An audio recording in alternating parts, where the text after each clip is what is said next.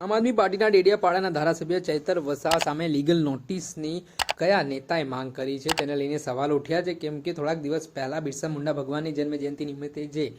હાલમાં ભીલ પ્રદેશ મુક્તિ મોરચા નામનું સંગઠનની જાહેરાત કરી છે તેમાં સવાલ ઉઠી રહ્યા છે અને ડેડિયાપાડાના પૂર્વ ધારાસભ્ય છોટુ વસાવાના પુત્ર મહેશ વસાવા મામલે મેદાને આવ્યા છે અને તેમણે કહ્યું છે કે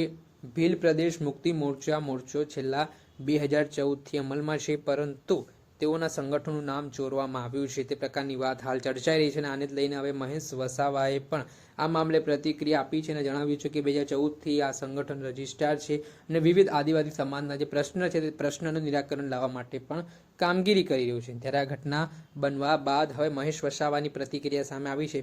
તેમણે કયા બાબતે ધારાસભ્ય ચૈતર વસાવા સામે લીગલ નોટિસ અપાવવાની વાત કરી છે, તેમણે શું વાત કહી છે તે સાંભળી લો। જે બિરસા મુંડા જન્મજયંતિ 150મી જન્મજયંતિ હતી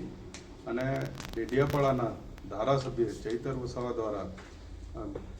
ભીલ પ્રદેશ મુક્તિ મોરચા બનાવવામાં આવ્યો છે અને એ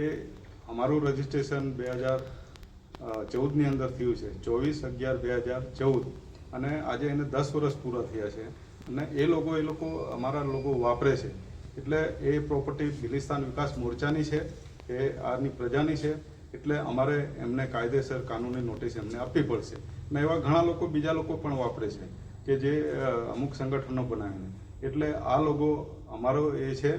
એ ટ્રેડમાર્ક અમારો છે ને રહેશે, પણ આ જે ખોટી રીતે જાહેરાત કરી છે એના સામે અમને વાંધો છે। એમના નામ સાથે અમને કોઈ વાંધો નથી, પણ અમારા લોકો જે કર્યું છે એની સામે અમને વાંધો છે। આ હતા ભારતીય જનતા પાર્ટીના નેતા છોટુ વસાવાના પુત્ર અને ડેડિયાપાડાના પૂર્વ ધારાસભ્ય મહેશ વસાવા, જેઓ દ્વારા આ સંગઠનને લઈને વાત કરી છે। ભીલ પ્રદેશ મુક્તિ મોરચા નામનું સંગઠન થોડાક દિવસ પહેલા ચૈતર વસાવાએ જાહેર મંચથી જાહેરાત કરી હતી અને આના જ કારણે વિવાદ છે તે વકરી રહ્યો છે। આદિવાસી સમાજ દ્વારા જે અલગ અલગ નિવેદનો આપવામાં આવી રહ્યા છે, કેટલાક લોકો ભીલ પ્રદેશ બનાવવાની સાથે સહમત છે, સમર્થનમાં છે, તો કેટલાક લોકો વિરોધ પણ કરી રહ્યા છે। ત્યારે આ વચ્ચે આ મહત્વના સમાચાર છે તે મળતા દેખાઈ રહ્યા છે। દર્શક મિત્રો, એન કવરેજ ન્યૂઝને આપ લાઈક કરો, સબસ્ક્રાઇબ કરો અને શેર